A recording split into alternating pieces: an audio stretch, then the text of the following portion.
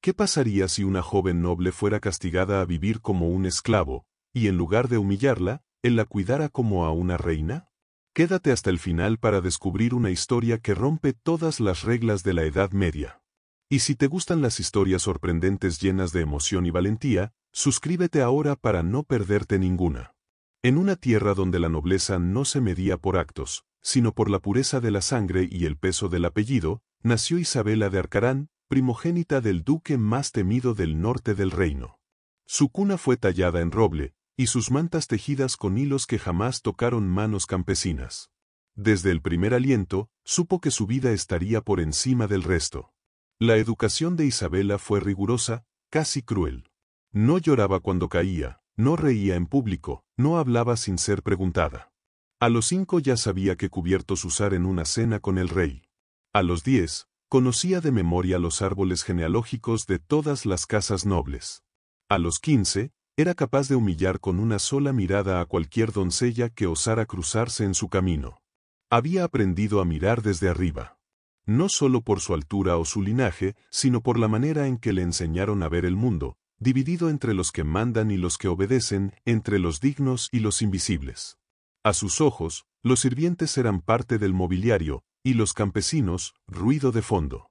Y sin embargo, bajo ese orgullo tallado como mármol, latía un corazón que nadie le había enseñado a escuchar.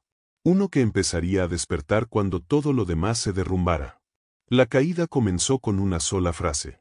Fue durante una audiencia real, en el gran salón del Palacio de Oro, rodeada por los ojos más influyentes del reino, condes, obispos, generales, y por supuesto, el rey. Un hombre viejo, de sonrisa fingida, que aún se creía deseado por las jóvenes de la corte. Esa tarde, buscó hacer de Isabela su entretenimiento. Le tendió un collar de rubíes, rojo como la sangre de los que habían caído por su corona. Y con una voz cargada de falsa ternura, dijo: «Para ti, flor sin espinas. La más hermosa, la más obediente». Hubo risas. Algunos aplaudieron suavemente. Otros bajaron la cabeza, sabiendo lo que vendría. Porque Isabela no era obediente. Ni sumisa. Con la misma firmeza con la que había aprendido a caminar entre los tronos, levantó la barbilla y sin perder la compostura, respondió: «Prefiero mis espinas antes que marchitarme entre halagos vacíos». Un silencio glacial cubrió la sala. Las risas murieron como si alguien hubiera cortado el aire con una daga. El rey no dijo nada al principio. Solo la miró. Largo. Frío. Entonces, sin levantar la voz, pronunció el castigo como si recitara un decreto olvidado en algún tomo antiguo. Isabela de Arcarán será entregada a un esclavo. Vivirá como él vive. Dormirá donde él duerme. El murmullo que siguió fue de incredulidad. Nadie, jamás, había escuchado algo similar. No era solo humillación, era exilio. Era borrarla del mundo que ella dominaba. El duque de Arcarán, su padre, se mantuvo en silencio. La vergüenza podía más que la sangre. Y allí, en medio de los tronos, los tapices y las miradas que antes la admiraban, Isabela sintió por primera vez en su vida algo que no conocía: miedo. No por el esclavo, sino por el mundo al que estaba a punto de caer. Un mundo sin títulos, sin privilegios, sin nadie que la llamara noble. El viaje desde el palacio hasta el otro extremo del reino duró 3 días. 3 días sin escolta noble, sin criadas que le trajesen vino o le ajustaran el velo. Isabela iba sentada en un carro de madera, entre barriles de grano y sacos ásperos que olían a tierra y a animal. Ninguno de los soldados reales que la custodiaban se atrevió a mirarla con lástima, pero tampoco con respeto. Cuando llegaron, lo primero que vio fue el polvo. Luego, las chozas. Después, a él. El esclavo. Estaba encorvado junto a un pozo, llenando cubos con una cuerda deshilachada. Su piel era morena como la tierra húmeda, y sus manos, grandes, nudosas, heridas, no dejaban de moverse, como si la quietud le fuese enemiga. Llevaba una túnica remendada con 1000 hilos distintos, cada uno como una cicatriz visible. «Es tuyo ahora», dijo uno de los soldados, como si entregara una mula enferma. «Vive aquí. No puede irse. Tú tampoco». Isabela bajó del carro sin decir una palabra. La rabia le ardía en el estómago, pero no tenía dónde lanzarla. No podía gritarle al rey. No podía ordenar a nadie. Solo estaba, ahí, de pie, frente a un esclavo que no la saludó, no se inclinó, ni mostró miedo. Elías. Así se llamaba. Había sido pastor en el sur del reino, antes de que las guerras llegaran a su aldea como una plaga de acero. Fue capturado, encadenado y vendido. Había cambiado de amo tantas veces que había olvidado la primera voz que le dio una orden. Pero jamás se doblegó. Ni una vez. Cuando le dijeron que ahora debía recibir a una noble caída en desgracia, su respuesta fue simple. Un castigo compartido no hace menos dura la carga. Pero no soy verdugo. No la trataré como ellos esperan. Y no lo hizo. Aquella noche, preparó un rincón de su choza para ella. Puso paja limpia donde dormía, apartó una manta de lana gruesa, la única que tenía, y calentó un poco de sopa con hierbas del campo. No habló más de lo necesario. No la tocó. Ni siquiera la miró por más de un segundo. Isabela se sentó, silenciosa. No probó la sopa. No dijo gracias. Pero tampoco exigió nada. Por primera vez en su vida, no sabía qué esperar. Nadie le debía obediencia. Nadie se arrodillaba. Y sin embargo, aquel hombre al que habían enseñado a despreciar la trataba con más dignidad de la que había visto en toda la corte. Esa noche, no durmió. No por miedo al lugar, sino por la forma en que Elías le había dicho, sin palabras, que ella no era ni su dueña, ni su carga, sino simplemente su huésped. Los primeros días fueron una mezcla amarga de orgullo y desconcierto. Isabela no hablaba. Caminaba por el pequeño terreno como si no perteneciera a él, como si el barro fuera una ofensa personal y cada rama seca un insulto. Pero ya no ordenaba. Ya no gritaba. Aprendía, sin querer, lo que era depender del silencio para mantener la dignidad. Elías, por su parte, no preguntaba nada. Se levantaba antes del amanecer, partía leña, recogía agua del pozo, y se perdía por horas entre los campos. Cuando volvía, traía algo en las manos, raíces, bayas, leña, o un conejo atrapado con una trampa simple. Cada día compartía lo poco que tenía, y lo hacía sin gesto alguno de caridad. No buscaba agradar. Solo convivir. Isabela lo observaba de reojo, como si esperara encontrar en él una grieta, una señal de vulgaridad que justificara su desprecio. Pero no la hallaba. Aquel esclavo no se arrastraba. No le pedía nada. Y cuando hablaba, muy de vez en cuando, lo hacía con una claridad que dolía más que cualquier látigo. Una tarde, mientras lavaba su propio vestido en el arroyo, porque no había quien lo hiciera por ella, le preguntó sin mirarlo. ¿Por qué no me odias? Elías estaba sentándose junto al fuego, afilando un cuchillo de caza. No levantó la vista. Porque odiarte sería seguir cargando las cadenas que otros pusieron en mí. Ella no supo qué responder. No estaba acostumbrada a que la desarmaran con pocas palabras. Mucho menos de parte de alguien que no conocía el arte de la retórica cortesana. Pero había algo en Elías que no encajaba con su imagen de esclavo. Su espalda recta. Su voz tranquila. El modo en que trataba la tierra, los animales, incluso a ella. Por las noches, compartían el calor del mismo fuego. No hablaban mucho. Isabela no sabía cómo comenzar una conversación que no empezara con una orden, y Elías parecía no necesitar hablar para llenar el aire. Pero con el tiempo, el silencio dejó de ser incómodo. Era un espacio seguro. Un lugar donde, por fin, nadie esperaba nada de ella. Una noche en particular, mientras el viento soplaba entre las rendijas de la choza, Isabela se envolvió más fuerte en la manta que él le había dado. Y sin pensarlo, dijo: «No tengo frío. Pero siento que algo en mí se está rompiendo». Elías no se volvió hacia ella. Solo atizó el fuego. «Quizá no se rompe. Quizá por fin se cae lo que no era tuyo». Ella lo miró entonces. Por primera vez, con otra clase de ojos. Ya no con los de la nobleza que mira hacia abajo, sino con los de alguien que ha comenzado a ver. Y en ese momento, entre el crujir del fuego y la oscuridad que los envolvía, algo cambió. No fue amor. Aún no. Pero sí fue el inicio de algo más raro en un mundo tan cruel: respeto. Las semanas comenzaron a caer una sobre otra, como hojas marchitas sobre el mismo suelo donde antes solo había orgullo y distancia. Isabela, sin siquiera notarlo del todo, dejó de resistirse. Al principio, se acercaba al trabajo diario con torpeza. Intentaba ayudar a Elías a recoger leña, pero no sabía por dónde cortar sin astillarse las manos. Quiso arar la tierra, y se hundió hasta los tobillos en el barro. Pero no se quejó. Y eso, para ella, ya era una revolución. Una mañana, mientras cocinaban un pan áspero con harina de centeno, Elías le alcanzó un cuenco de agua y le dijo: «Tus manos aún tiemblan». «Es que nunca trabajaron», respondió, con una media sonrisa que parecía prestada de otra mujer que aún no conocía. Él la miró, no con burla, sino con algo parecido a la paciencia. No la corregía. No se burlaba. No exigía. Solo compartía el saber que tenía, con la misma calma con la que compartía el techo, el fuego y el pan. Isabela empezó a entender que lo que él ofrecía no era servidumbre, era equilibrio. Y eso, para una mujer nacida entre intrigas y máscaras, era más valioso que todo lo que había perdido. Los días dejaron de contarse por el número de humillaciones y comenzaron a medirse por los pequeños logros: encender el fuego con una sola chispa, cargar agua sin derramarla, distinguir las hierbas comestibles de las que mataban en silencio.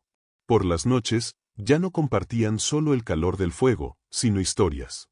Al principio, simples. Isabela le hablaba de la biblioteca de su castillo, de cómo su madre le leía en voz baja para calmar sus pesadillas. Elías, con palabras más crudas, le hablaba de su aldea, del olor del ganado al amanecer, del día en que lo separaron de su hermano menor durante una redada. Y poco a poco, las palabras tejieron un puente donde antes solo había distancia. Un atardecer, mientras el cielo se teñía de un rojo antiguo, Elías recogía leña cuando la vio salir de la choza. Llevaba el cabello suelto, por primera vez. Lo había lavado en el arroyo y lo dejaba secar al viento como si dejara atrás, también, el peso de los peinados nobles y las trenzas impuestas. «¿Estás bien?», preguntó él, notando la quietud en su rostro. Ella asintió, y luego, sin mirarlo, dijo: «Nunca estuve tan lejos de lo que era. Y sin embargo, siento que me acerco a mí misma». Elías no respondió. No necesitaba hacerlo. Aquel momento no necesitaba palabras. Solo testigos. Y el único testigo era la tierra bajo sus pies, la misma que alguna vez separó sus mundos y que ahora los unía. El verano comenzaba a marchitarse. Las tardes se volvían más cortas, el viento más seco. Había un silencio distinto en el aire, como si incluso los árboles supieran que algo estaba por terminar. Isabela lo sintió antes de que ocurriera. Lo presentía en los gestos breves de los soldados del rey que, a lo lejos, cruzaban caminos y aldeas, anunciando que su castigo pronto llegaría a su fin. Lo escuchó en susurros entre campesinos, en el eco de la nobleza que aún latía en su apellido. Nadie tenía que decirlo en voz alta, ella debía volver. Y sin embargo, ¿volver a dónde? Una mañana, cuando el sol apenas acariciaba la hierba húmeda, llegaron 4 hombres vestidos con capas negras, montados en caballos que olían a ciudad y a juicio. No se presentaron. No lo necesitaban. El simple estandarte con el sello real en sus pechos bastaba. Uno de ellos leyó un pergamino, seco, sin emoción. Isabela de Arcarán. Por decreto real, su castigo ha finalizado. Se le permite regresar a la corte. Un carruaje la espera al anochecer. Fue como si una piedra cayera dentro del pozo. El agua que hasta entonces parecía en calma, de pronto, ya no era segura. Isabela no dijo nada. Solo bajó la vista, con una lentitud que Elías nunca le había visto. Ya no había furia en ella. Solo preguntas. ¿Y él?, preguntó, señalando a Elías sin rodeos. Sigue siendo propiedad del reino, respondió el soldado, sin mirarlo siquiera. Pertenece a la corona. No está sujeto a tu destino.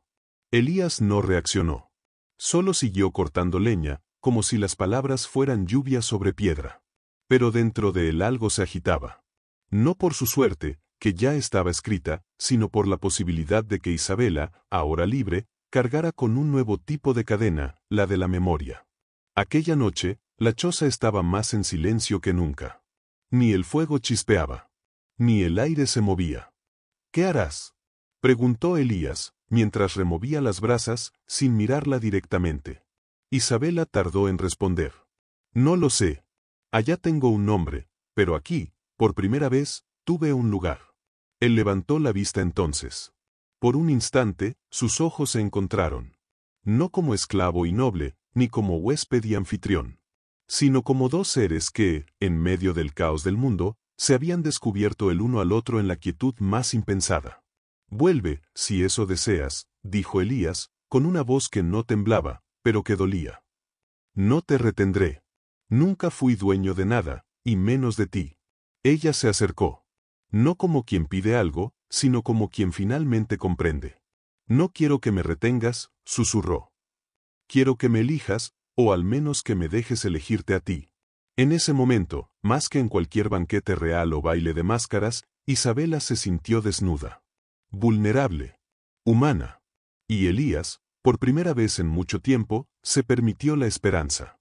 No porque ella se quedara, sino porque, aun pudiendo irse, aún no había dado un solo paso hacia la puerta. La noche se extendió como un manto oscuro y pesado sobre la pequeña choza y el bosque que la rodeaba. El silencio entre Isabela y Elías ya no era solo ausencia de palabras, era un espacio cargado de significados no dichos, de decisiones a punto de tomarse, de caminos que se bifurcaban ante ellos. Ella estaba sentada junto al fuego, mirando las llamas que danzaban con lentitud, como si cada chispa contara historias de pérdidas y renacimientos. Pensaba en la vida que había dejado atrás, en los muros de piedra y en los rostros que la miraban con respeto y miedo. Pero esos muros, que alguna vez la habían protegido, ahora le parecían prisiones invisibles. La libertad que le prometían sus raíces nobles era un susurro frío, una jaula dorada de la que dudaba querer volver. Elías, en cambio, sentía el peso de la incertidumbre clavándose en sus hombros.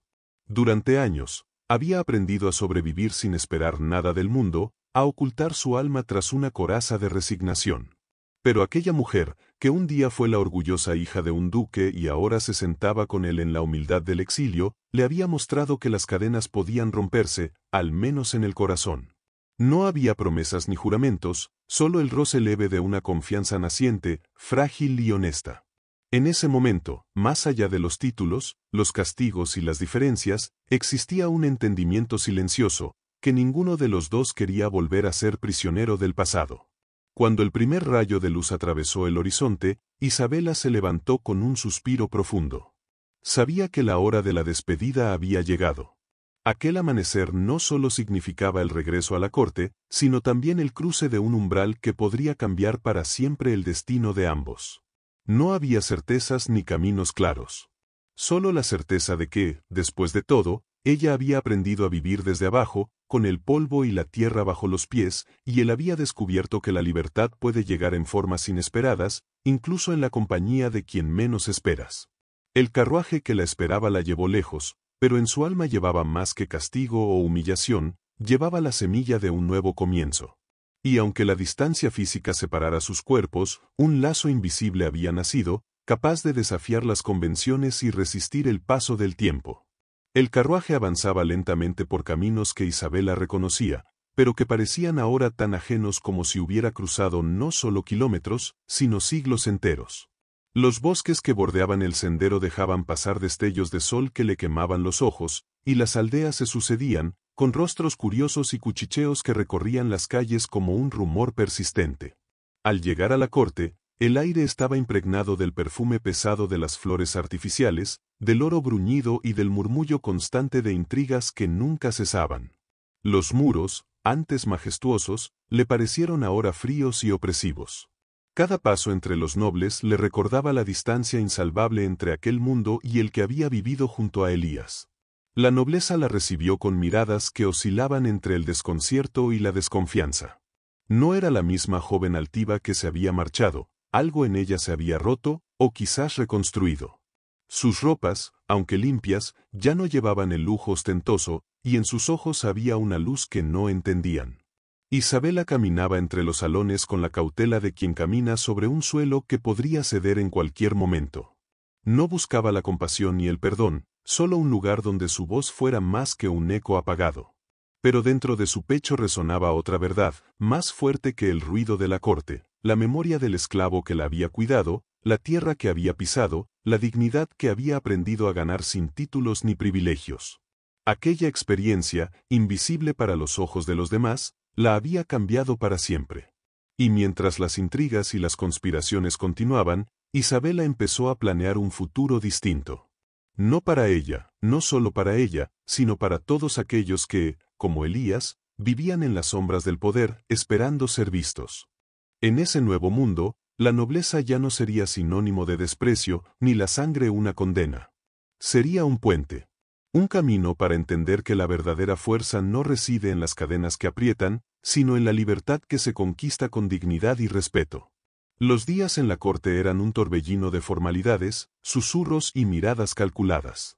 Isabela aprendió rápido que el poder en aquel mundo no residía en el trono ni en los títulos, sino en los secretos y en la capacidad para tejer alianzas invisibles.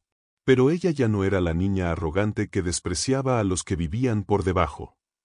Había visto el mundo desde otro lugar, desde la tierra, desde el barro, desde la mirada de quien lucha por cada respiro de dignidad. Esa experiencia se convirtió en su mayor fuerza y su secreto más guardado. Sin hacer ruido, comenzó a acercarse a los que vivían en los márgenes, sirvientes, artesanos, campesinos que venían a la corte con sus productos y sus historias.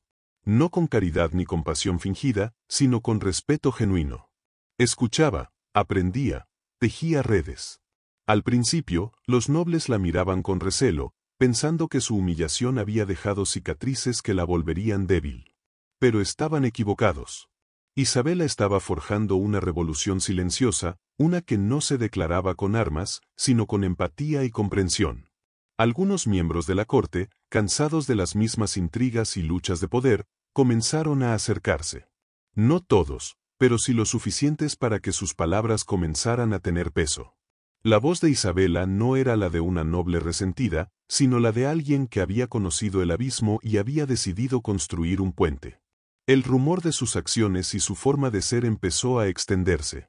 Algunos la llamaban la duquesa de la tierra, otros la sombra del esclavo. Pero ella no buscaba títulos ni apodos. Buscaba cambiar un sistema que había condenado a muchos a vivir en silencio. Cada pequeño gesto, cada encuentro, cada palabra pronunciada en los corredores del poder era un paso hacia un mundo más justo. Y aunque la corte era un terreno peligroso, Isabela estaba dispuesta a arriesgarlo todo. Porque ya no era solo una noble. Era alguien que había aprendido que la verdadera grandeza no viene de la sangre, sino del alma.